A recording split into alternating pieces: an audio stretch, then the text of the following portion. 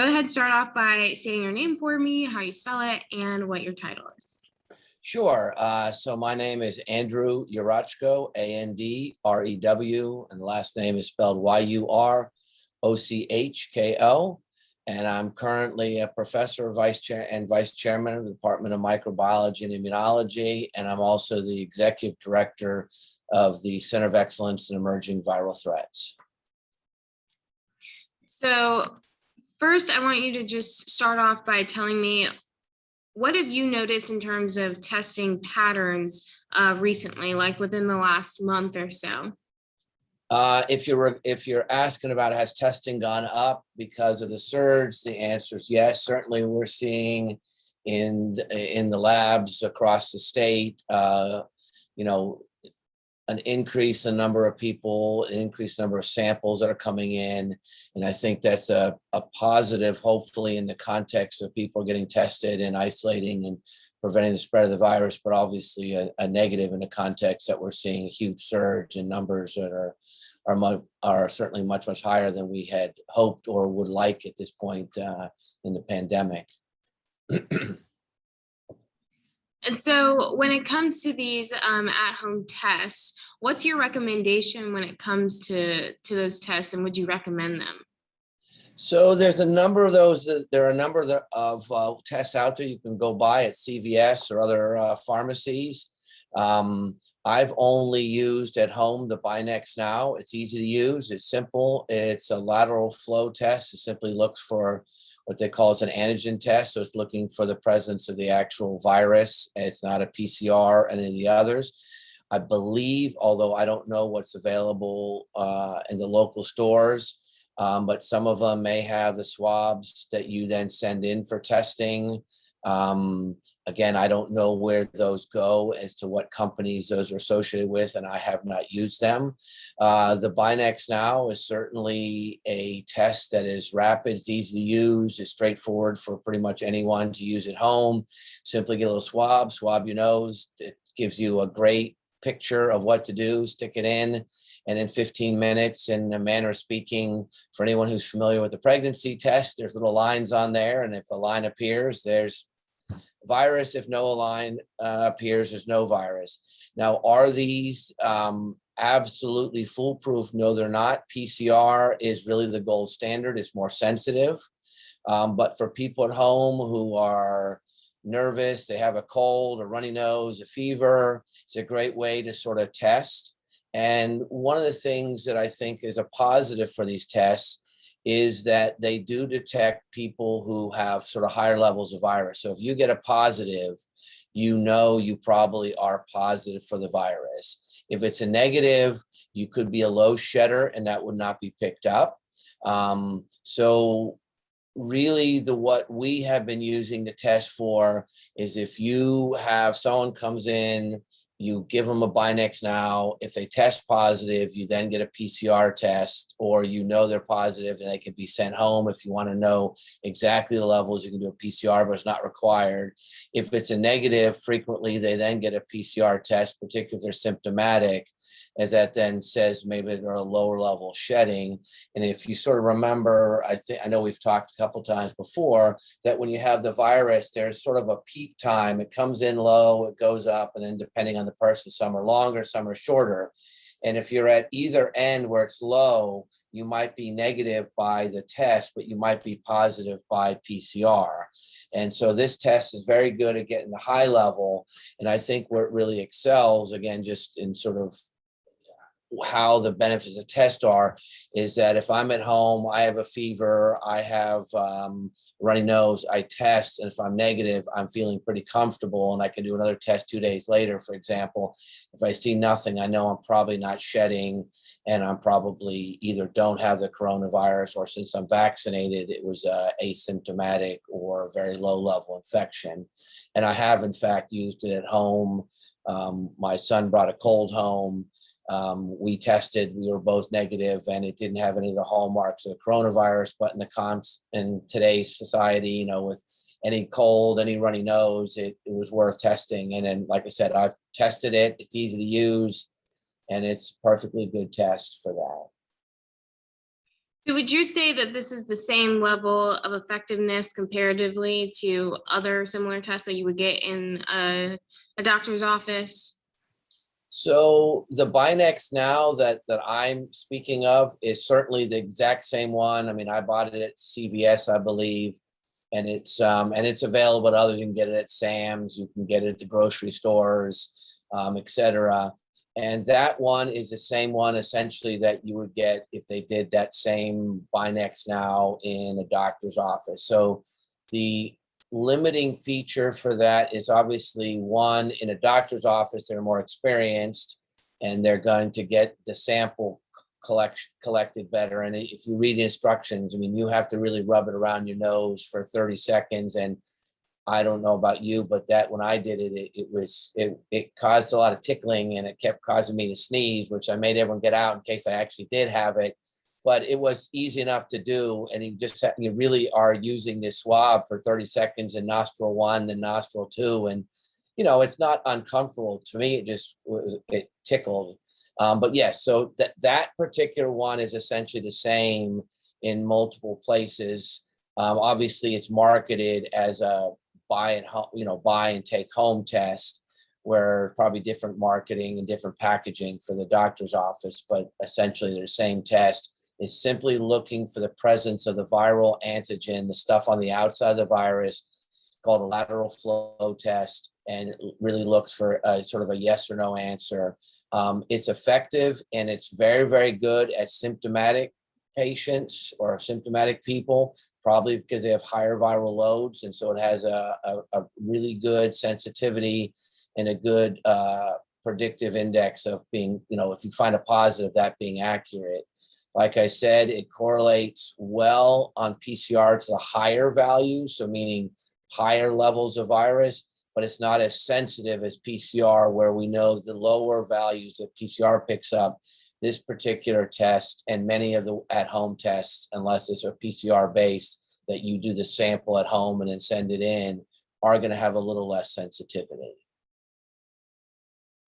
During an Ochsner Health briefing that they had this week, they talked about the demand for testing and how it was getting to points where people needed to kind of, pay attention to if they really needed to get the test or not. So would choosing an alternative like an at-home test, would that help take the pressure off? Or what would you recommend in terms of that? So certainly at home testing is something that can make all of us feel more comfortable. For me, it was a Sunday afternoon.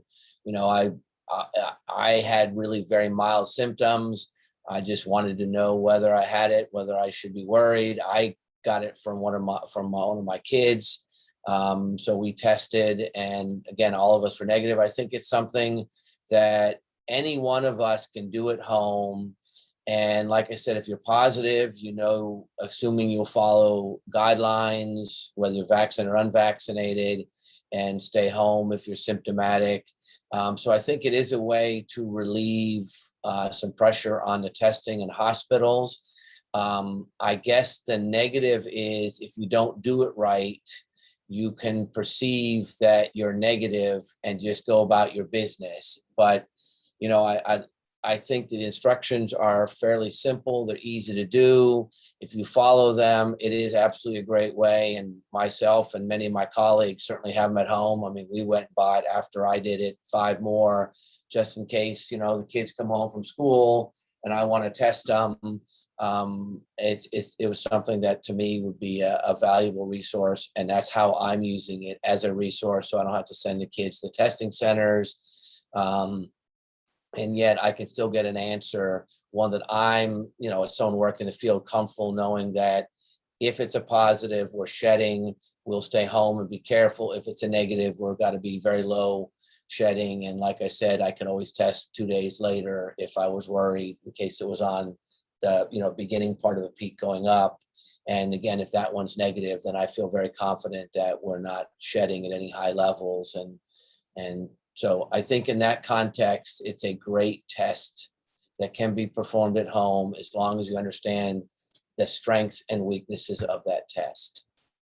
So talk to me now about the self-reporting piece of it. Are you worried that if more people do do these at-home tests and then they don't report that we're kind of underreporting the number of cases that we have?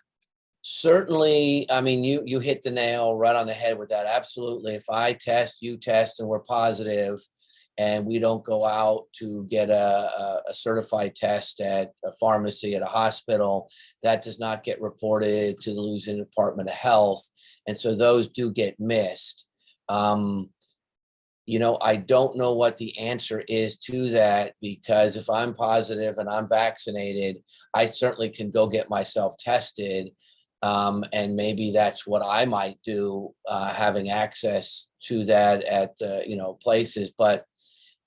Again, I don't know if there's a good answer to it, because if you want to have people at home getting tested to keep them out of school or work, and you want to trust those at-home tests that you or I treat it with respect, and we're positive, we stay home and protect others, then you have to accept there might be a lower level of reporting than if each you or I felt we had a runny nose and went to get a test. And I think that's sort of the balance we have to weigh. And those are really the pros and cons of that answer. I think right now we see testing levels are lower than at the peaks, even though hospitalizations and in some states, fatalities are actually higher, which for obvious reason is quite tragic and something that's very sad. But the testing levels are lower, and they are because of what you just hinted at. People are largely vaccinated, more are having asymptomatic infections. We're testing at home, and so those are not being reported. And that is unfortunately just a caveat of the convenience of an at-home test.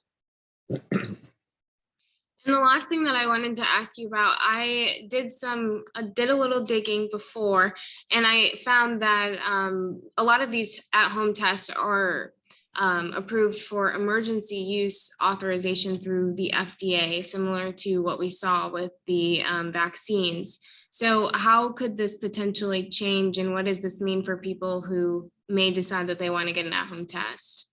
So when the coronavirus first came out, so really talking last spring and summer, I guess, there were an awful lot of tests that were released. Many of them were real failures. They had high failure rates for either you were negative and it showed positive, or you were positive and it showed negative. They were not very sensitive. They had low positive predictive and low negative predictive. They were not very sensitive. And I think those, in the manner of speaking, did a disservice to us in the context of citizens who want to get a positive test. I think the good ones that are out, the Binex Now, and like I said, I've used that one, and I'm sure there are others that are viable. But at least if they've been approved, that gives a semblance of authority that somebody has looked and made sure you're at least getting values. And I think as long as people appreciate the sensitivity, the predictive value of these, and understand what they mean, they can be a very, very positive, have a good outcome for those that want to test at home. And there's many reasons that, availability of vehicles to get to hospital settings. I want to know now it's a weekend. I mean, in my case, it was Saturday night, I started getting a runny nose, and Sunday, I just wanted to know. I mean, I obviously could have waited till Monday, but I figured I'd test. And so I think for all those caveats, they're positive values for citizens. Like I said, you have to know that for symptomatic or people that have higher levels of shedding, it's very sensitive and very predictive. For asymptomatic, where you just wanted to test today because you were going out with some friends tonight, or I'm going out to visit to visit a friend, to pick someone up. There's an event that is allowed under circumstances, and you just wanted to be careful. It is less predictive in that context, only because if you were asymptomatic or had a low level of shedding, it's just not sensitive enough to pick it up. And that's probably why we're seeing, want to go to the New Orleans Saints and, in Superdome, you want to go to LSU football in Baton Rouge, they're asking for a PCR test because that is the more sensitive one. Plus a PCR test is done at a certified lab, and you get a real test result as opposed to, you or I coming in, look, I did it. It didn't work. I mean, that's just, it just makes sense to have an authorized one. But to get to your question in a succinct sort of summary, I think once they're sort of approved under EUA, and at some point I assume they could get full approval if those companies want to put that forward. It just gives more comfort and confidence that they have been run through the mill of tests, and that when it says it's going to work under these conditions, you feel confident that that's likely to be the case. Like I said, none of them are perfect, especially not the quick rapid tests, but they do work very, very well if used, as we've already discussed, with a symptomatic or something like that, where they are sensitive and have a high, predictive value for detection of the virus. Is there anything else that you want to add or that you think is important that maybe I didn't touch on? I think it just, for people who are worried and getting a test, my advice is, if it is something that you can afford and can get ahead of time, it's nice to have it at home. I learned my lesson. I had to send my wife out shopping in case I had something, and she just went up to CVS, and then we ordered a bunch through Kroger online. We were ordering some groceries to be shipped, and that was that. Just, I guess, being prepared and have them at home and is a simple thing. And I think the other thing is making sure you understand how they work, follow instructions as listed on there, and know, when it's likely to be very effective and when it's likely not to be effective, and, don't over read the positive natures of this, but understand there are, caveats to what you're seeing when you see the one line or the two lines on there. Perfect. Well, thank you so much. I really appreciate you hopping on as always. So thank you so much. Oh, you're most welcome. It was good seeing you again, and stay safe and keep that reporting going. Let everyone know here what's going on with the coronavirus, and hopefully we'll get over it in the next sooner rather than later, and everyone gets back to doing what they love to do. So it was great seeing you again, and have a great day. Thank you. You too. Okay, bye-bye. Bye.